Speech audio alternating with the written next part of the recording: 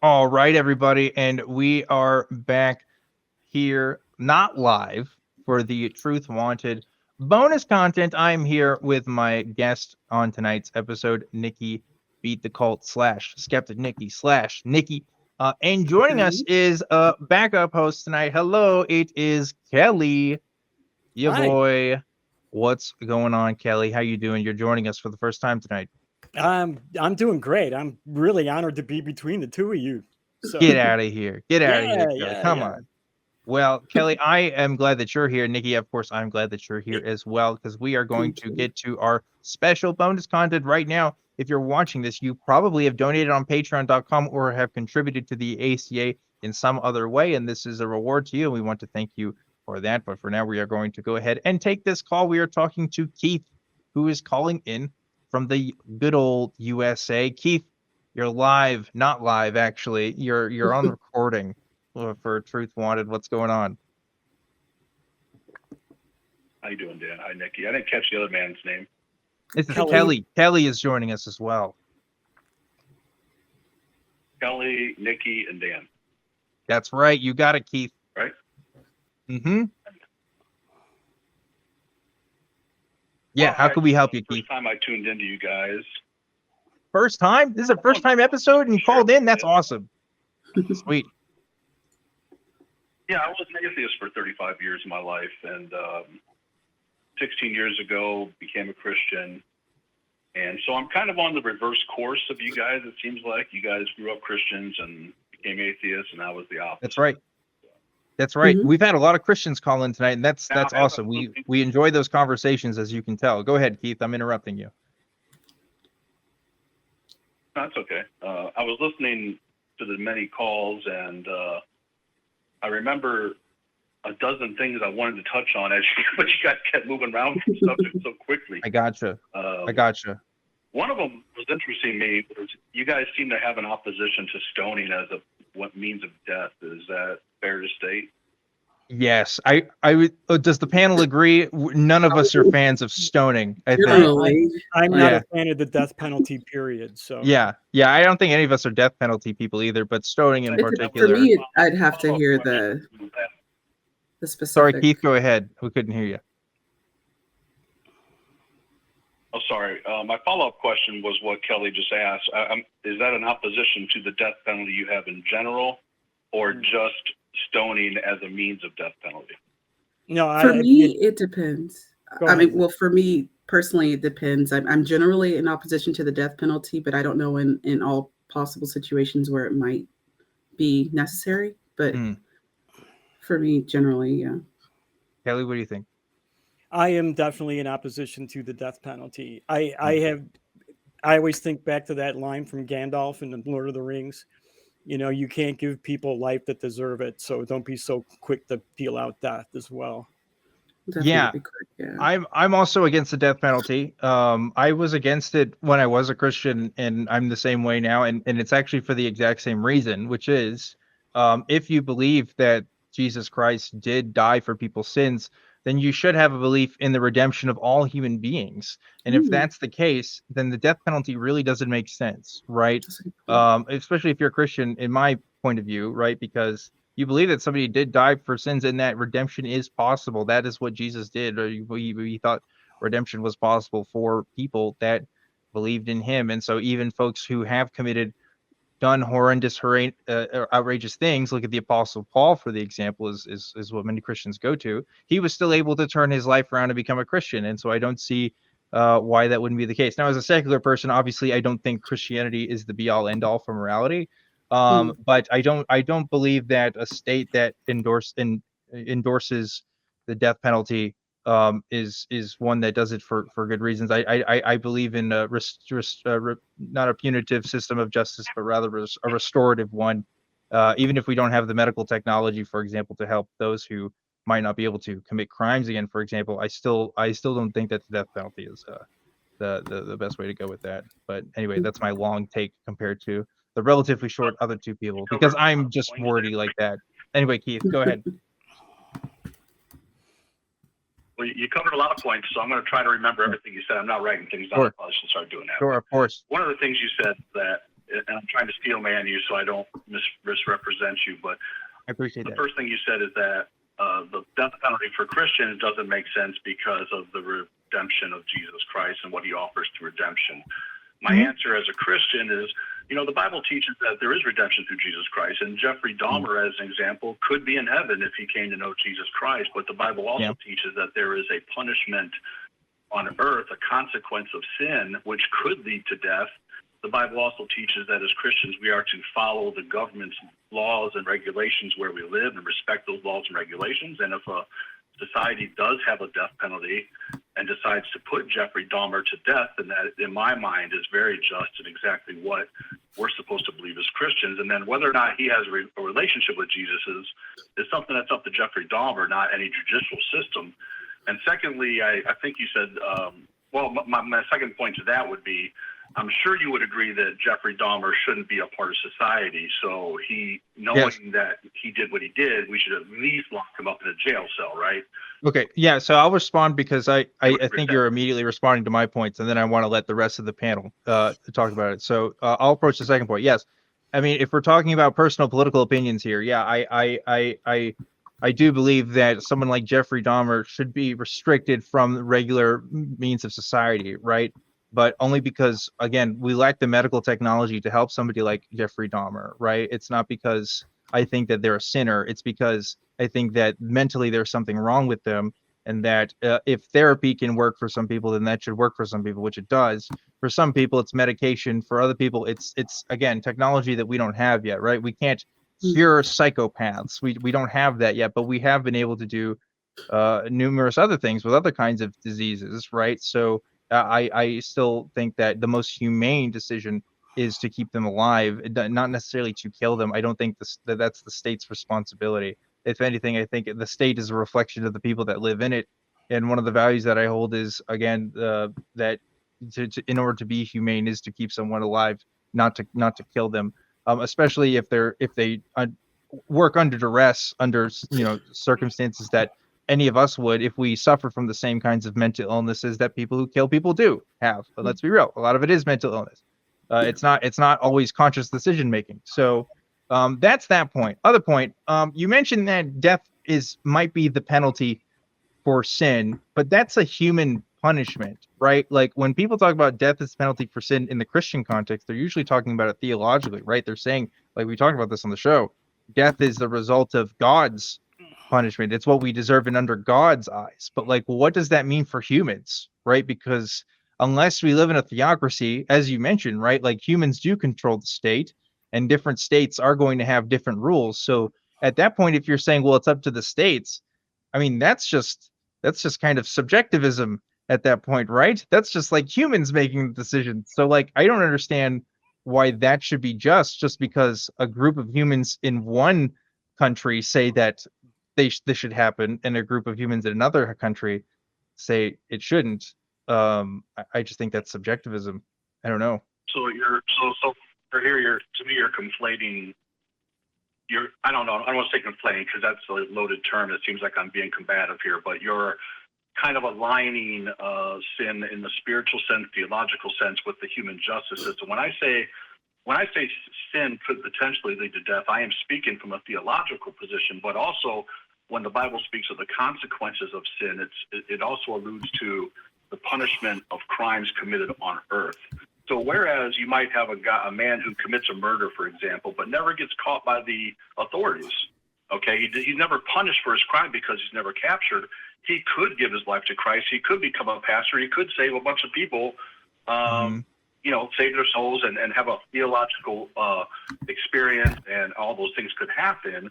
But he still, he didn't suffer any consequences on earth, but he could have. He may have. Jail. He may have. Just because someone may commit a crime. So Keith, just to jump in, just because someone commits a crime and doesn't receive any type of judicial repercussions doesn't mean that there aren't any negative consequences that they have to endure.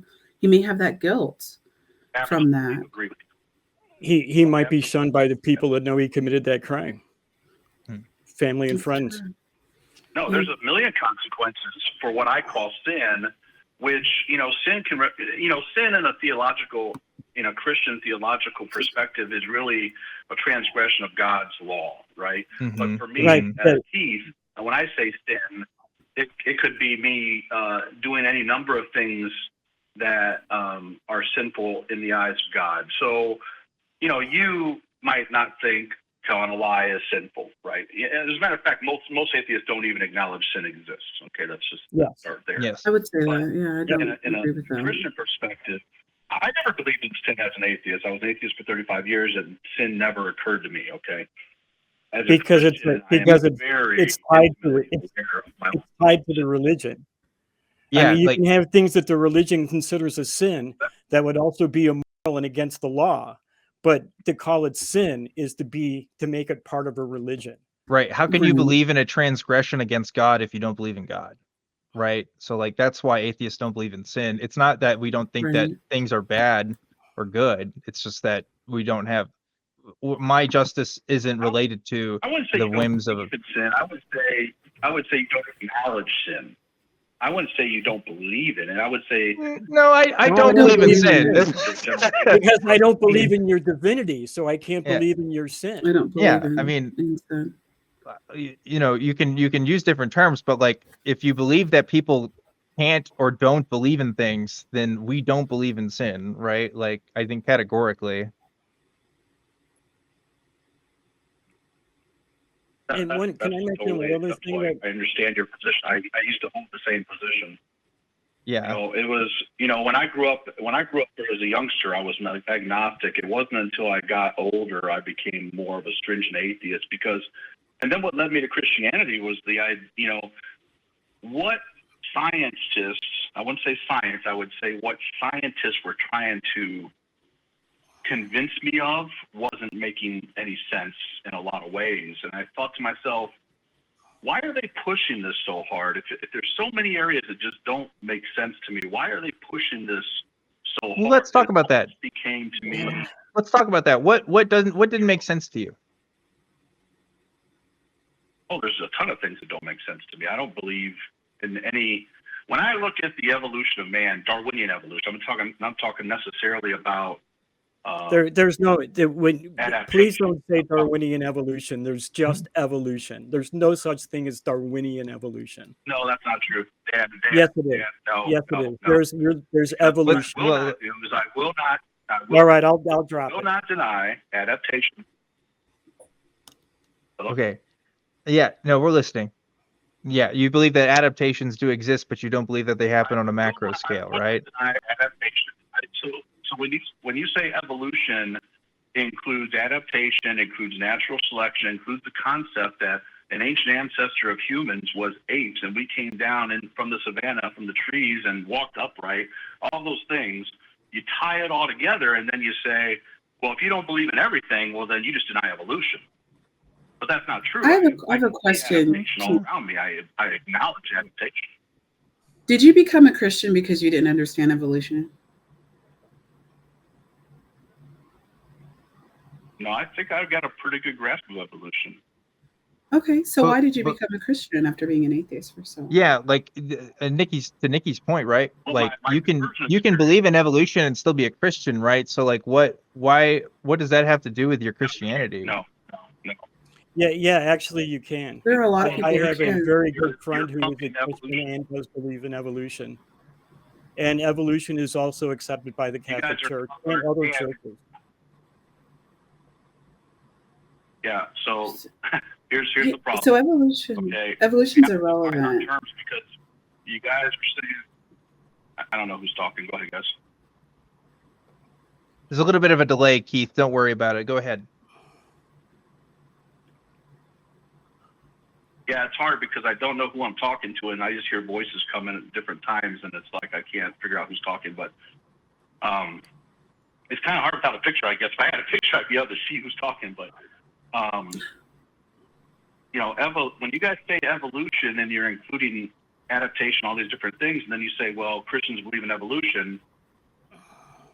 If you think about the basic theology of the Christian faith, which is Jesus Christ died for the sins of mankind, and that death entered the world when sin entered the world, that's a very basic Christianity 101 teaching.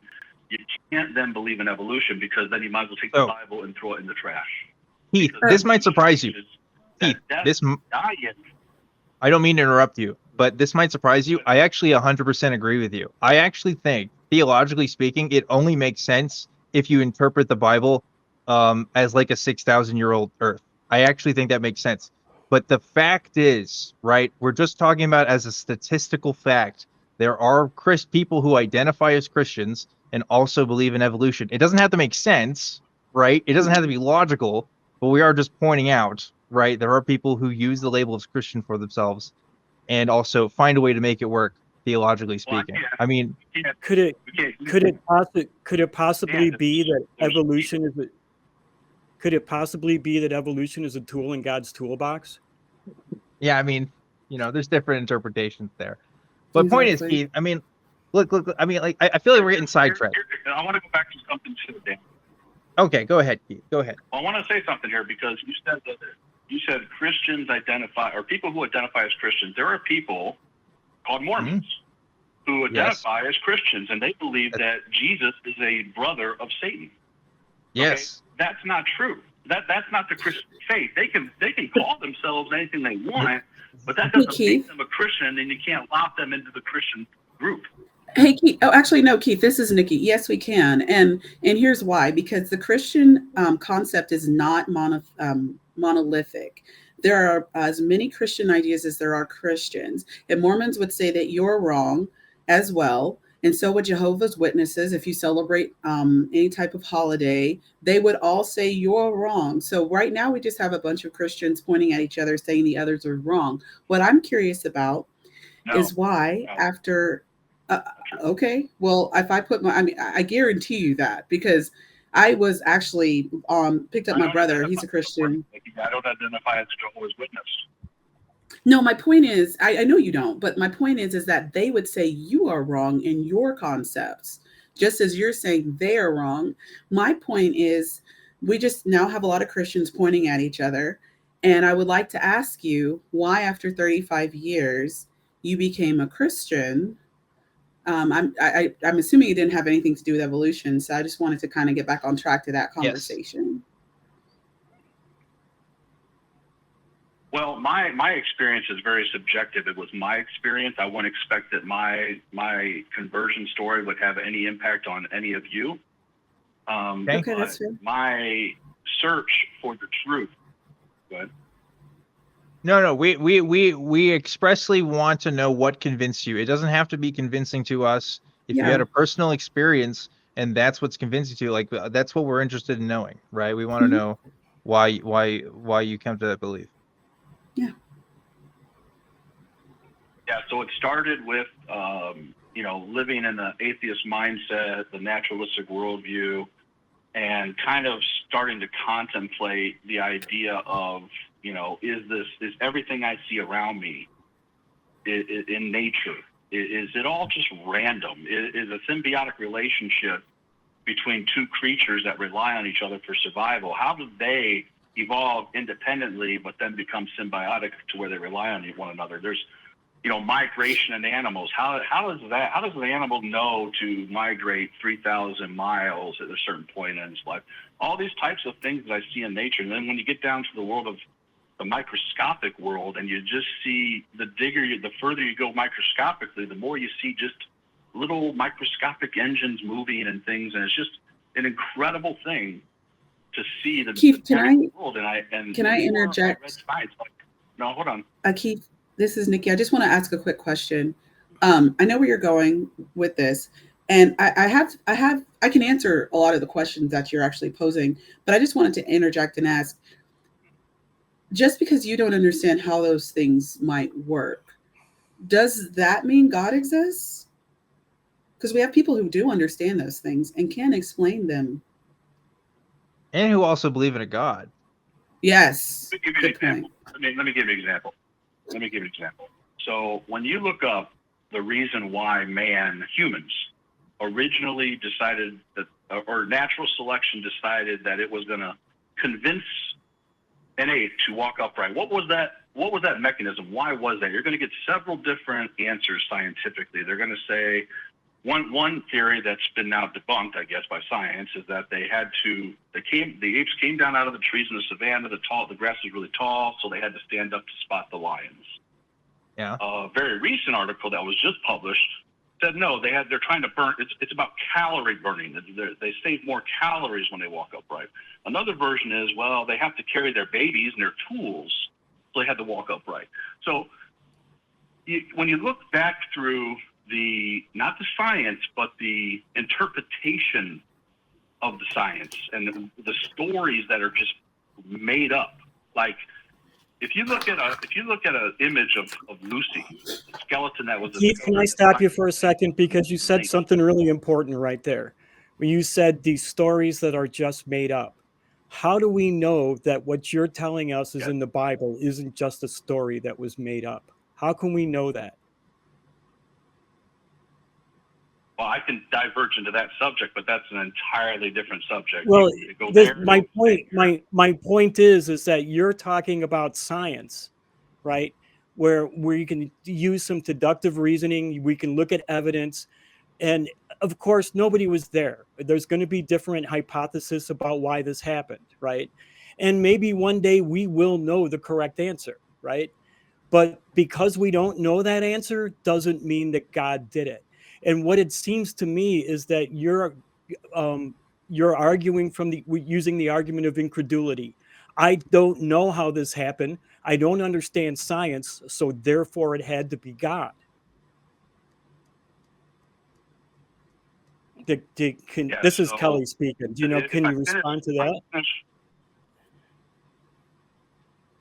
Yeah. Go ahead, so the finishing part of my story that I didn't get to is that, when I started to question the narratives that I was reading in these scientific journals on these websites about how things happen, and none of it was really convincing to me, I started to wonder, and then it was at the age of 35 that God appeared to me supernaturally. That's the experience that was my conversion experience. That's when God appeared to me in a way I can't deny, and it's not going to do anything for you. It's an experience that I had by myself. I was with a bunch of people, and it was an experience that I had.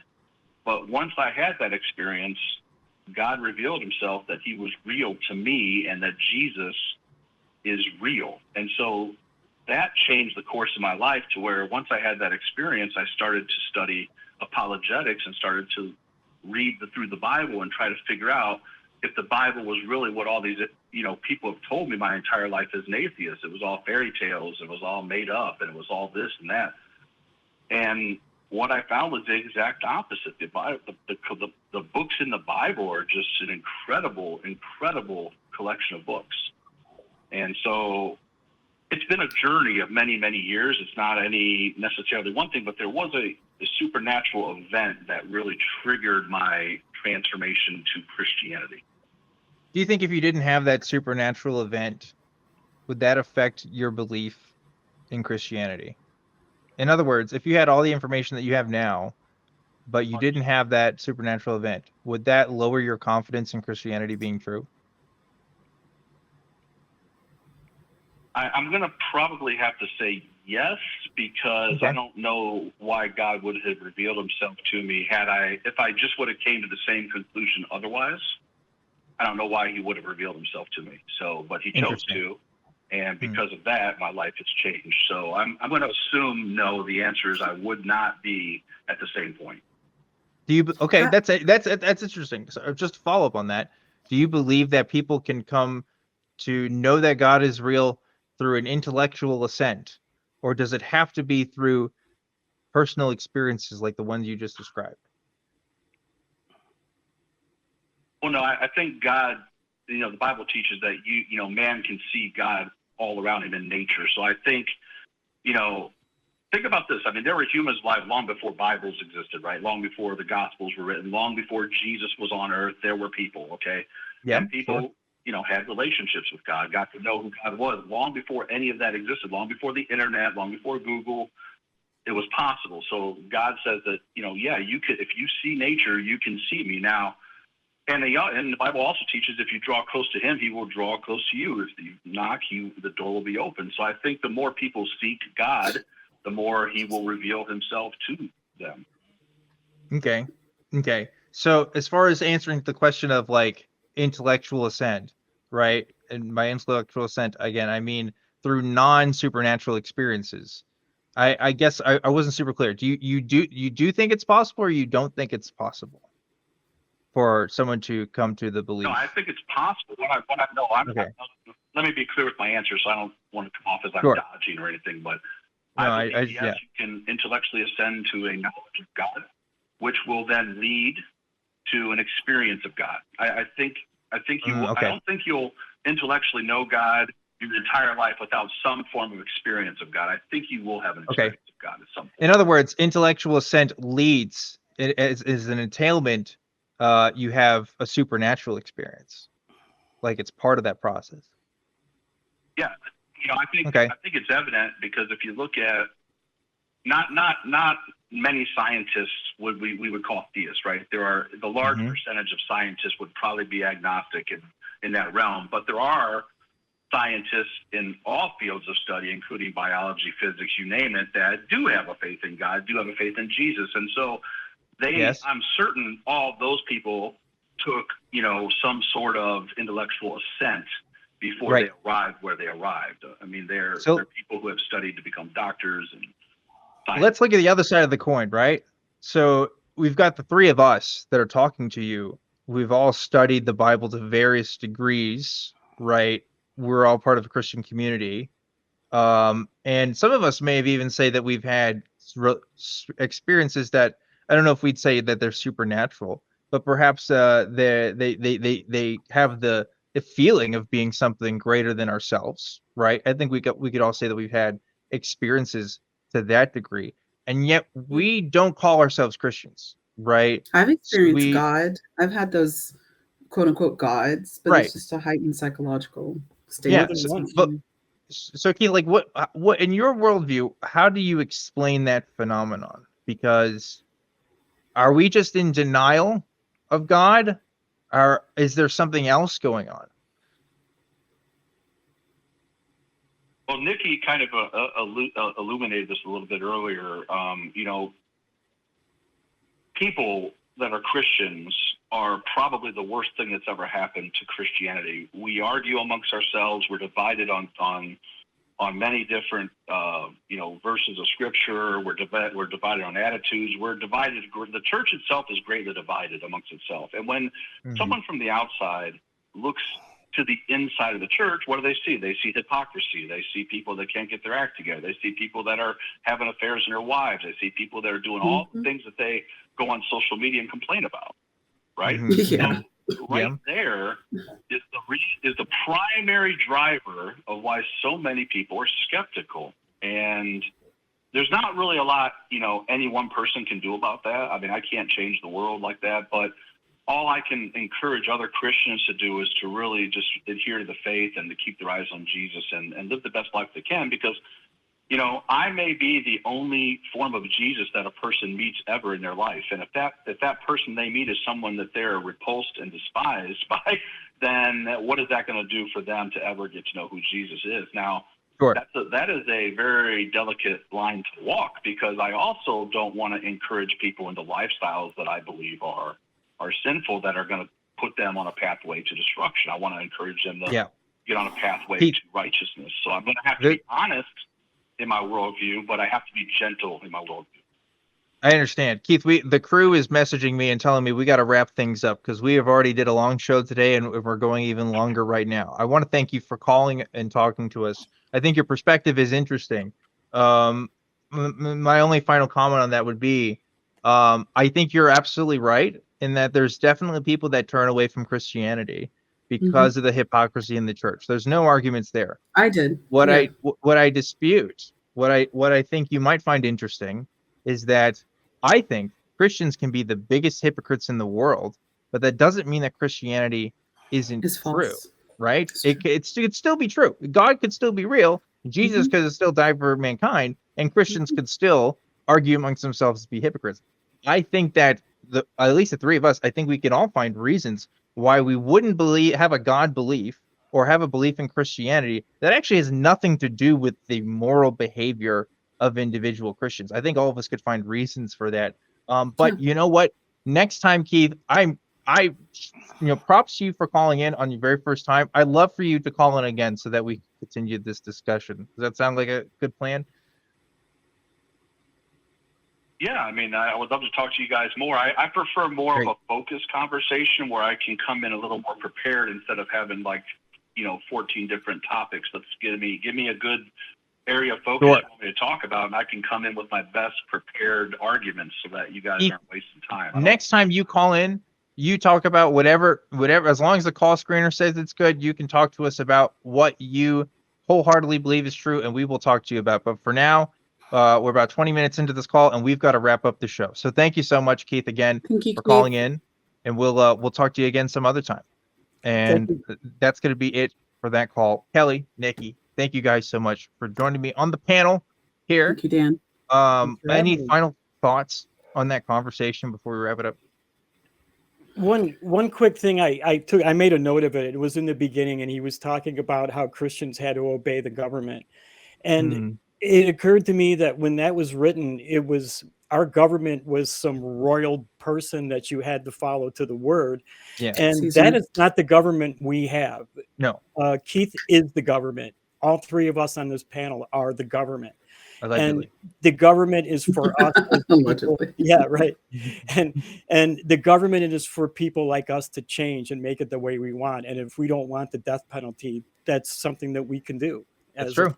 people. I Also, agree. Jesus didn't align with what the government wanted either. Supposedly, that's why they put him to death. So. Yeah. Also, great point, Nikki. That is always very funny to me, where it's like, oh, well, we have to follow the government, but it's like, but wait, if we did that, we would have killed Jesus. Like that's Right. that's maybe not what we should do. But hey, this is a great conversation. Crew is itching to wrap things up, so let's let them have a break and let's give ourselves a break too. So thank you guys so much, and we are going to wrap up this show. I'm Objectively Dan. This has been Truth Wanted. We'll see you next time.